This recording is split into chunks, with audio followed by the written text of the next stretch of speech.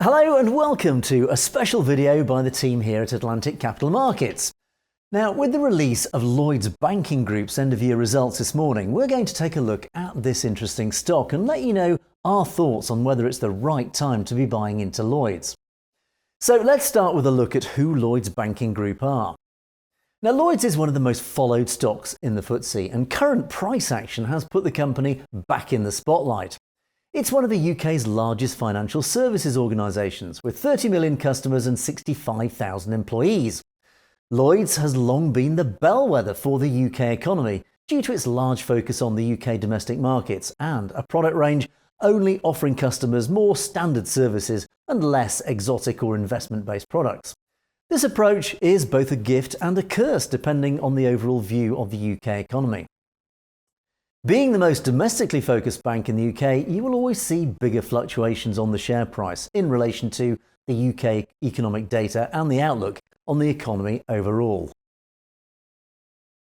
The origins of Lloyds Bank date to around 1765, when button maker John Taylor and iron producer and dealer Samson Lloyd set up a private banking business in Dale End, Birmingham. The symbol adopted by Taylors and Lloyds was originally the beehive. The Black Horse logo came into play in 1677, when Humphrey Stokes adopted it as a sign for his shop. Stokes was a goldsmith and a keeper of the running cashes, that was an early term for banker, and the business became part of Barnet, Hawes and Company. When Lloyds took over that bank in 1884, they kept the logo.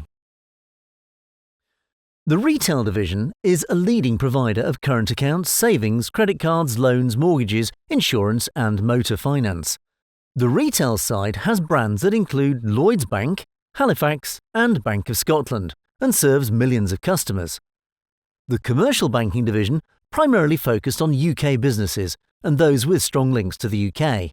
They provide customers with the support they need to help them grow, manage risk and enhance efficiency. Lloyds reported full-year earnings this morning, and here's what you need to know. Profits of £6.9 billion versus £7.2 billion expected. A £2 billion share buyback and a 2p dividend. £1.3 billion fraud compensation, and the stock trades 9% lower, although Russia-Ukraine fears are pricing in as well. Expectations were high ahead of earnings from Lloyds. The stock was trading up almost 10% so far this year, before this release. Full-year profits came in at £6.9 billion, up almost fivefold from 2020's £1.2 billion, but below the £7.2 billion forecast. A boom in mortgage demand saw the mortgage book soar from £16 billion to £293.3 billion. Lloyds, like NatWest, was well placed to capitalise on the booming house market as people looked to relocate.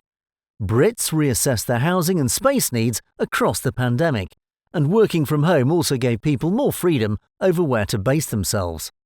Net income rose 9% to £15.8 billion, as underlying net interest income rose 4% to £11.2 billion. Net interest income, or NII, is the amount that the bank makes from the difference between what it pays on deposits and what it makes from loans. The higher the Bank of England base rate, the larger the net interest income. Across the pandemic, the low interest rate environment hurt NII. However, with the Bank of England hiking rates, and with expectations of further rate hikes to come, NII is expected to power higher, not only at Lloyds but across the banking sector as a whole. Profits at Lloyds were also boosted by a £1.2 billion release of provisions set aside for bad loans in the pandemic, which never materialised.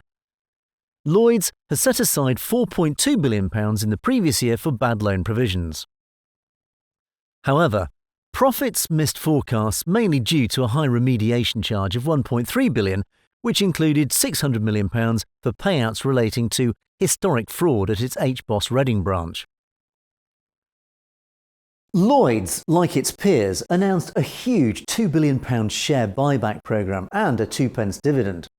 Now, this was actually a higher share buyback programme than its peers Barclays and NatWest, which were £1 billion. A larger share buyback would usually be expected to lift the share price higher.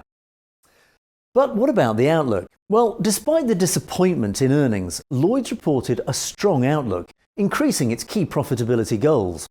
Lloyds now expects to make a return on tangible equity of more than 10% by 2024 and 12% by 2026. These results were under CEO Charlie Nunn, who took over from Antonio Horta Osorio in August, and used this opportunity to set out his strategy for the bank going forwards. His strategy for Lloyds involves efforts to widen its sources of income, for example, expansion into more consumer products such as motor finance, home insurance, and also a new wealth management offering. The bank also looks to expand back into corporate finances, an area where it had pared back from in recent years. So, how does Lloyds compare to its peers? Well, Lloyds, like its peers HSBC, Barclays and NatWest, have all seen a strong improvement in their results as the UK economy rebounds from the pandemic and as the Bank of England raises interest rates. But how does Lloyds compare to its peers in terms of shareholder returns versus full-year profits? Well, Lloyds' profits remain dwarfed by its bigger bedfellows in the industry when we look at the giants Barclays and, of course, HSBC. And it does come home a little more profitable than the smaller bank NatWest in terms of market capitalisation. However, the interesting comparison, as we've touched on already, is Lloyds' very significant share buyback, which outruns the others by a very large margin. So, where next for the share price? Lloyds' share price has fallen 9% so far this morning, taking the share price below the 50 and the 200 SMA. The RSI is also firmly in bearish territory, suggesting there could be more downside to come whilst the level remains out of oversold territory.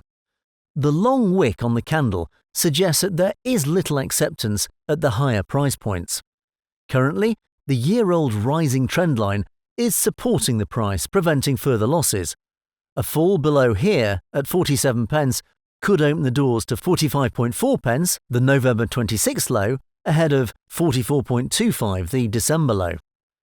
Any meaningful move higher would need to close above the 200 SMA at 47.9 pence and break above 48.6 pence to close the gap and expose the round number 50 pence. Although a fair amount of momentum is needed to get there. So there you have it, our thoughts on Lloyds Banking Group. Now don't forget, as well as our regular special market analysis videos, we also provide our weekly analysis on the markets every Monday morning with all the latest news and economic announcements to keep an eye out for. So do please make sure you click on that subscribe button to make sure you don't miss any of those. As always, don't forget the team here at Atlantic Capital Markets are here to give you any help and advice in your investing journey. So please don't hesitate to get in touch with us if you'd like to know more. We'll see you next time.